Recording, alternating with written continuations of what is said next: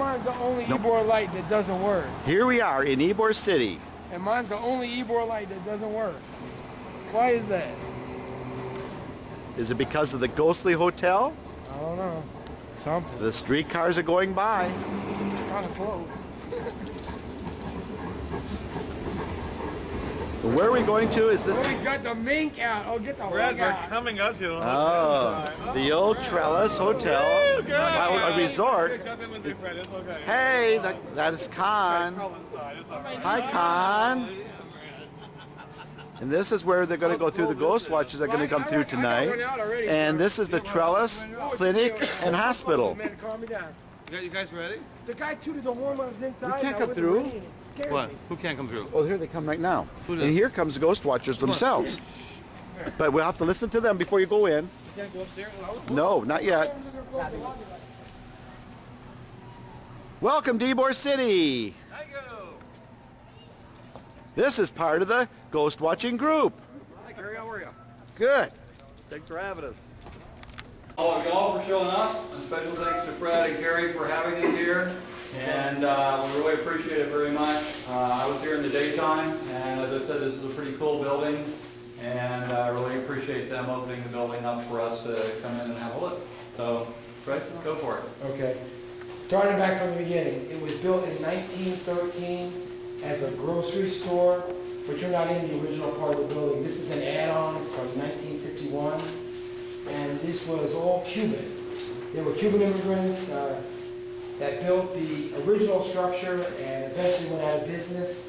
But a doctor by the name of Jorge Trelles moved upstairs there, which this was not the original entrance the way we would have went in.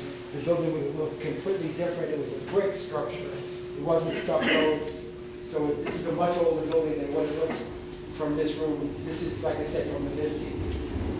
He started a clinic upstairs where he did operations at the turn of the century, 1921 to 1930, something along those years. Before he did any alterations, it was kind of in the very back corner. And what I find to be probably the weirdest part of the entire building, it's an operating room. What's left of the operating room, the light has been removed.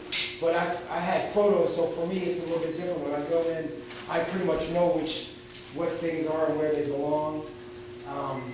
The story really starts when Dr. Trelles meets Conchita. She is a resident of this area, but one of the most beautiful women and the most eligible woman, and he's the most eligible guy, kind of deal. And to make a long short, but he's married, and as most Cubans, he dumps her and runs off with Conchita, and the entire community turns their back on him, so it becomes like a real emotional thing for everybody. And the doctor's view was, as soon as anybody really needs me, they're going to be coming back. And he must have been right, because he eventually buys the entire building, he buys the entire structure. He then buys, this was another building here, like I think it was some kind of hardware or something like that, but I'm not really positive, I can't remember at the moment. But there was a building here that he demolished. And then he tried to make what was a turn-of-the-century building and look very modern from the front. So when you walk in, again, when you're here, you'll see as soon as you walk over there, it changes completely. It's all Cuban tile. There's probably 5,000 square feet of tile, and I estimate it probably valued at $50,000 worth of tile. It's probably the largest display of Cuban tile in Tampa. I don't think I've ever seen that much of it in one place. And when I got here, it was completely covered, so I didn't even know that it had that. All I saw was the terrazzo, and I thought, well, 50s, and from there you go. Now, if you want to know where some of the weirdness comes in, Dr. Trelles brings in a 19-year-old girl to run the office, which is directly behind you. And Dr. Trelles was apparently a very sexually active kind of guy. And I got that from Freddie Pachinko. Does anybody know who Freddie Pachinko is? Anybody want to jump in and say who he is? Who's Freddie Pachinko? He was the physician of Cassius Clay. Okay, does anybody know where Dr. Freddie Pachinko learned how to practice medicine? Here. Right here. Yeah, right up in that corner of the room. I actually called the doctor, and by what he tells, it sounded like a lot of sexual things went on. Do you want to hear it? Yes. Sure. story he tells me about the doctor. Conchita would faint because, you know, the doctor was fooling around and she would pull some, you know, I guess that's how it was done back then. You faint and then he's supposed to come back to you. And so he sent Ferdy. And he said, Ferdy, just take alcohol, put it all over her, you know, chest, and she'll be fine. So Ferdy would come back into the operating room with a full heart on me usually because, and that was the funniest thing to Dr. Trelles. It was a joke. That was his idea of being cute. Anyway, Dr. Trelles brings in this young girl, kicks Conchita out now. Now he's on round 3. Got rid of the wife, then got rid of the second wife. Now he's got an 18-year-old girl who Ferdy says was sent by her boyfriend to take the hospital away from the doctor. The doctor was very old at this time. You know, probably, I don't know, 70s, really, really old. And just about, you know, on his last leg. So they sent this girl in to swipe the hospital. He throws Conchita out. Conchita was really the heart and the soul of this hospital. She took care of people in a way he said that it would be illegal today to do things what she did. But she worked under Dr. Trelles' license, so when, you know, the young girl comes into the picture, he kicks her out, and Conchita moves to Davis Island.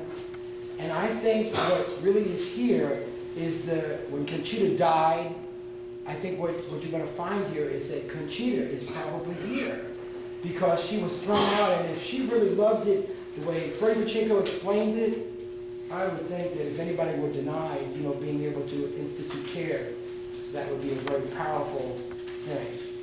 Now, unfortunately, the doctor gets something and has to have both legs amputated, so the young girl kicks him out, and Conchita comes back and saves the doctor, brings him back over to Davis Island where he dies.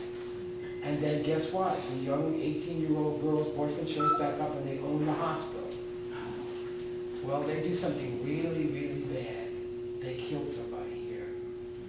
They killed a very young, I'm a little nervous.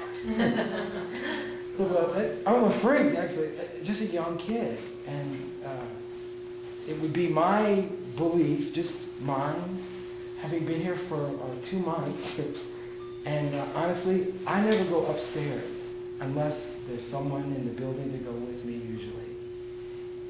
If I were up there, you know, the few times that I had to close this building down, there was procedure to shutting the lights off that I had in my head, and I had to hit each one right, and if I missed it and had to go backwards, it would give me such anxiety that I would literally have to get out absolutely as fast as humanly possible, and it just would make the whole thing a terror. So if you, again, it's all just my feelings about the building and what might have happened and why it would be so freaky. I've uncovered a lot of the original building. Most of it was layered over.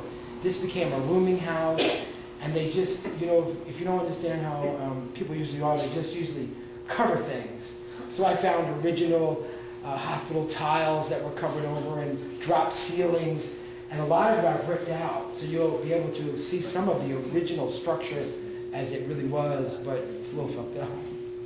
That's it.